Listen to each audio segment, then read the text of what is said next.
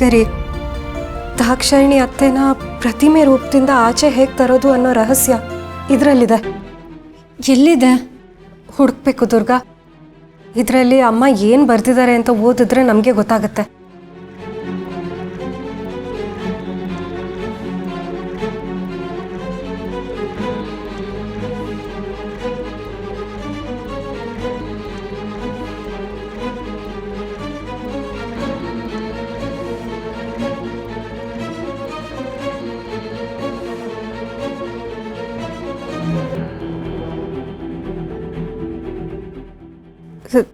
ದುರ್ಗಾ, ಇದರಲ್ಲಿ ಏನು ಬರ್ತಿದೆ ಅರ್ಥನೇ ಆಗ್ತಿಲ್ಲ. ಅಕ್ಕ ಕೊಡಿಲಿ, ನಾನು ನೋಡ್ತೀನಿ.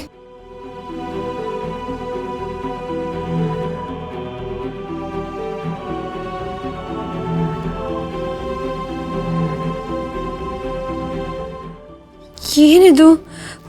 ಒಂದು ಸ್ವಲ್ಪನೂ ಗೊತ್ತಾಗ್ತಿಲ್ವಲ್ಲ. ಅಕ್ಷರಗಳೆಲ್ಲ ಮಸುಕಾಗ್ಬಿಟ್ಟಿದೆ. ಹೌದು ದುರ್ಗಾ, ಅಕ್ಷರಗಳು ತುಂಬ ಮಸ್ಕಾಗಿದೆ. ಓದೋದಕ್ಕಾಗ್ತಿಲ್ಲ, ತುಂಬ ಕಷ್ಟ ಆಗ್ತಿದೆ. ಛೇ, ಇದನ್ನು ಎಷ್ಟೊಂದು ಕಷ್ಟಪಟ್ಟು ಹುಡುಕಿ ತೆಗೆದ್ವಿ, ಆದರೆ ಇದರಲ್ಲಿ ಉತ್ತರನೇ ಕಾಣಿಸ್ತಿಲ್ವಲ್ಲ. ಇದರಲ್ಲಿ ದಾರಿ ಸಿಗತ್ತೆ ಅಂತ ಅಪ್ಪ ಹೇಳಿದ್ರು, ಆದರೆ ಇದನ್ನು ಓದೋದಕ್ಕೆ ಆಗ್ತಿಲ್ವಲ್ಲ. ದಾಕ್ಷಾಯಿಣಿ ಅತ್ತೆನ ಮತ್ತೆ ಮನುಷ್ಯ ರೂಪಕ್ಕೆ ಹೇಗೆ ತರೋದು? ನಮಗೆ ದಾರಿ ಎಲ್ಲಿ ಸಿಗತ್ತೆ? ನಮಗೆ ಉತ್ತರ ಎಲ್ಲಿ ಸಿಗತ್ತೆ? ನೀನು ಬೇಜಾರಾಗಬೇಡ ಅಕ್ಕ, ಏನಾದರೂ ಒಂದು ದಾರಿ ಸಿಗುತ್ತೆ.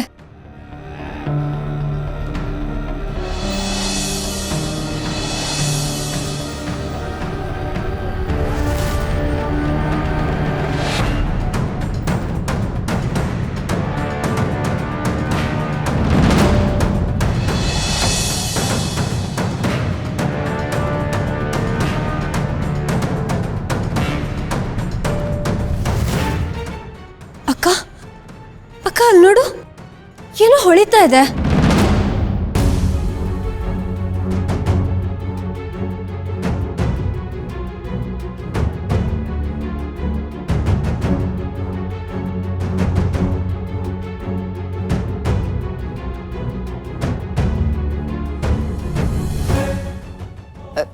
ದುರ್ಗಾ, ಅಲ್ಲಿ ನೋಡು, ಯಾವುದೋ ಹಳೆ ಕಾಲದ ದೇವಸ್ಥಾನ ಚಿತ್ರ ಇದೆ. ಅಕ್ಕ, ಇಲ್ಲಿ ಬರ್ತಿರೋದನ್ನ ಓದು. ಶಿಲೆಯಾಗಿರೋ ಜೀವವನ್ನ ಮತ್ತೆ ಮನುಷ್ಯನಾಗಿ ಮಾಡಬೇಕಂದ್ರೆ ಶಿಲಾಡಮರು ಧ್ವನಿಸಬೇಕು. ಕಲ್ಲಿನ ಡಮರು ಮೊಳಗಿದಾಗ ಮಾತ್ರ ಆ ಪ್ರತಿಮೆ ತನ್ನ ಮೊದಲಿನ ಜೀವ ರೂಪಕ್ಕೆ ಮರಳಲು ಸಾಧ್ಯ.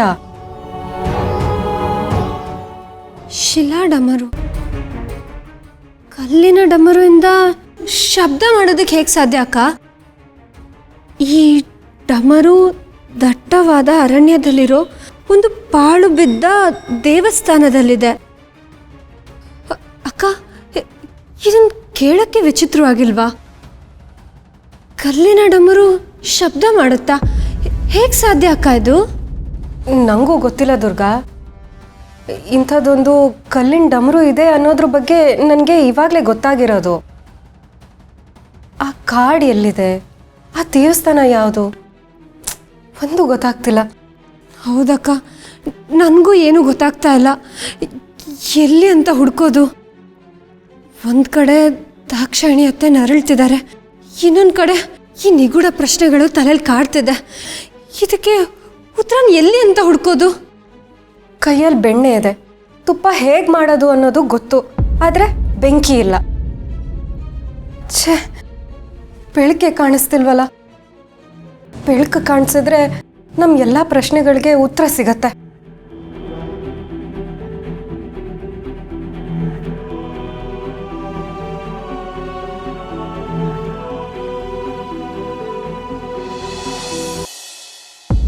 ಅಣ್ಣ, ನಾನು ಹೇಳಿದ್ರ ಬಗ್ಗೆ ಏನು ಯೋಚನೆ ಮಾಡಿದೆ? ಆಗಲ್ಲ ಅಂದ್ರೆ ಆಗಲ್ಲ ಶಾನ್ವಿ. ನೋಡು, ದುರ್ಗನ ನಾನು ಅಲ್ಲಿ ಕರ್ಕೊಂಡು ಹೋಗೋದಕ್ಕಾಗಲ್ಲ. ನಾನು ಹೋಗ್ತಾ ಇರೋದು ಅಫಿಷಿಯಲ್ ಟ್ರಿಪ್ಪು. ಅಲ್ಲಿ ಅವಳೇನು ಮಾಡ್ತಾಳೆ? ಅವಳಿಗೂ ಬರಾಗುತ್ತೆ, ನನಗೂ ಡಿಸ್ಟರ್ಬ್ ಆಗುತ್ತೆ. ಅದು ಯಾಕಾಗೋದಿಲ್ಲ? ಪಾಪ ಅತ್ಗೆ ಮದುವೆ ಆಗಿ ಬಂದಾಗಿಂದ ಮನೆಯಲ್ಲೇ ಇದ್ದಾರೆ. ಅವ್ರಿಗೂ ಆಚೆ ಹೋದ್ರೆ ಮೈಂಡ್ ರಿಫ್ರೆಶ್ಮೆಂಟ್ ಆಗೋದಿಲ್ವಾ? ಅಂಡ್ ಮದ್ವೆ ಆದಾಗಿಂದ ನೀವಿಬ್ರು ಎಲ್ಲೂ ಆಚೆನೆ ಹೋಗಿಲ್ಲ. ಪ್ಲೀಸ್ ಅಣ್ಣ ಕರ್ಕೊಂಡು ಹೋಗು. ಶಾನ್ವಿ, ನೀನು ಏನೋ ಪ್ಲ್ಯಾನ್ ಮಾಡ್ತಾ ಇಲ್ಲ ತಾನೆ? ಯಾಕೋ ನಿನ್ನ ಬಿಹೇವಿಯರ್ ತುಂಬ ಸಸ್ಪಿಷಿಯಸ್ ಆಗಿದೆಯಲ್ಲ? ಅಯ್ಯೋ ಪ್ಲಾನಾ? ನಾನಾ? ಇಲ್ಲ ಅಣ್ಣ, ನಾನು ಜಸ್ಟ್ ನಿಮ್ಮಿಬ್ರ ಬಗ್ಗೆ ಯೋಚನೆ ಮಾಡಿ ಹೇಳ್ತಿದ್ದೀನಿ ಅಷ್ಟೇ. ಸರಿ, ಕರ್ಕೊಂಡು ಹೋಗ್ತೀನಿ. ಓ, ನಾನು ಈಗಲೇ ಹೋಗಿ ಅದಕ್ಕೆ ಹೇಳ್ಬಿಟ್ಟು ಬರ್ತೀನಿ. ವೇಟ್. ಆದರೆ ಒಂದು ಕಂಡೀಷನ್. ಏನು? ನೀನು ನಮ್ಮ ಜೊತೆ ಬರಬೇಕು. ಅವಾಗ ನಿನಗೂ ಚೇಂಜ್ ಇರುತ್ತೆ, ಅವಳಿಗೂ ಕಂಪ್ನಿ ಸಿಗುತ್ತೆ. ಛೇ, ಈ ಅಣ್ಣಂಗೆ ಸ್ವಲ್ಪನೂ ಕಾಮನ್ ಸೆನ್ಸ್ ಇಲ್ವಾ? ನನ್ನನ್ನು ಯಾಕೆ ಮಧ್ಯೆ ಎಳಿತಿದ್ದಾನೆ? ಅಣ್ಣ, ಅದು ನಂಗೆ ಬರ್ಬೇಕು ಅಂತ ತುಂಬಾ ಆಸೆ ಇದೆ. ಆದ್ರೆ ಏನ್ ಮಾಡೋದು? ಫೈನಲ್ ಸೆಮಿಸ್ಟರ್ ಅಸೈನ್ಮೆಂಟ್ ಇನ್ನೂ ಪೆಂಡಿಂಗ್ ಇದೆ ಅಣ್ಣ. ಕಾಲೇಜಲ್ಲಿ ಸಬ್ಮಿಟ್ ಮಾಡಿಲ್ಲ ಅಂದ್ರೆ ತುಂಬಾ ಪ್ರಾಬ್ಲಮ್ ಆಗ್ಬಿಡುತ್ತೆ. ನಾನು ಬರೋದಕ್ಕೆ ಚಾನ್ಸೇ ಇಲ್ಲ. ಸರಿ ಬಿಡು, ಹಾಗಾದ್ರೆ ನಾನು ಓ, ಅರ್ಥ ಆಯ್ತು. ನಾನು ಬಂದ್ರೆ ಹೋಗ್ತೀಯಾ, ನಾನು ಬರಲ್ಲ ಅಂದ್ರೆ ಹೋಗಲ್ಲ. ನನಗೆ ಗೊತ್ತಾಯ್ತು ಯಾಕೆ ಅಂತ. ಏನು ಗೊತ್ತಾಯ್ತು ನಿನಗೆ? ಅದಕ್ಕೆ ಕಂಡ್ರೆ ನಿಂಗೆ ಭಯ ಅಂತ. ವಾಟ್? ಭಯನಾ? ಯಾರಿಗೆ? ನನಗ? ಅವಳು ಕಂಡ್ರೆ ನಾನು ಯಾಕೆ ಭಯ ಪಡಬೇಕು? ನಿನಗೆ ಗೊತ್ತಿಲ್ಲ, ಆದ್ರೆ ನನಗೆ ಗೊತ್ತು. ನಿನ್ನ ನೋಡಿದ್ರೇನೆ ಗೊತ್ತಾಗ್ತಿದೆ. ಹೊಸ ಜಾಗ, ಅದಕ್ಕೆ ಜೊತೆ ಒಬ್ಬರೇ ಇರೋದಕ್ಕೆ ಭಯ ಆಗುತ್ತೆ ನಿನಗೆ. ಪುಕ್ಲ ನೀನು, ಪುಕ್ಲ, ಅದಕ್ಕೆ ನಿನ್ನನ್ನು ಕರಿತಾ ಇದೀಯಾ? ನಾನು ಯಾಕೆ ಭಯ ಪಡಲಿ? ಅದು ಅಲ್ಲದೆ ಅವಳು ನನ್ನ ಹೆಂಡ್ತಿ, ಅವಳ ಜೊತೆ ಇರೋದಕ್ಕೆ ನನಗೆ ಯಾಕೆ ಭಯ ಆಗಬೇಕು? ಸುಮ್ಮನೆ ಏನಾನ ಮಾತಾಡ್ಬೇಡ.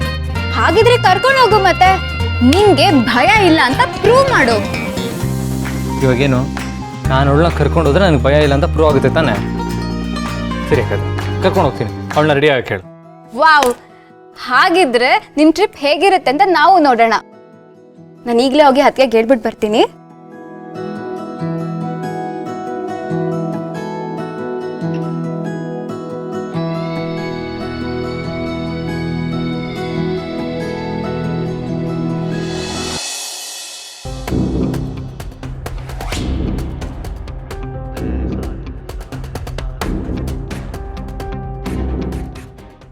ಎಲ್ಲಿರ್ಬೋದು ಆ ಡಮರು?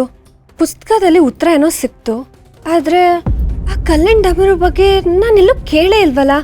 ಈ ಪ್ರಪಂಚದಲ್ಲಿ ಇಂಥದ್ದೊಂದು ನಿಜವಾಗ್ಲೂ ಇದೆಯಾ, ಅಥವಾ ಇದೆಲ್ಲ ಬರೀ ಕಲ್ಪನೆನಾ? ದಾಕ್ಷಾಯಣಿ ಅತ್ತೆನ ವಾಪಸ್ ಕರ್ಕೊಂಬರೋ ದಾರಿ ತುಂಬಾ ಕಷ್ಟ ಅನಿಸ್ತಿದೆ. ಎಲ್ಲಂತ ಹುಡ್ಕೋದು ಈ ಡಮರುನ?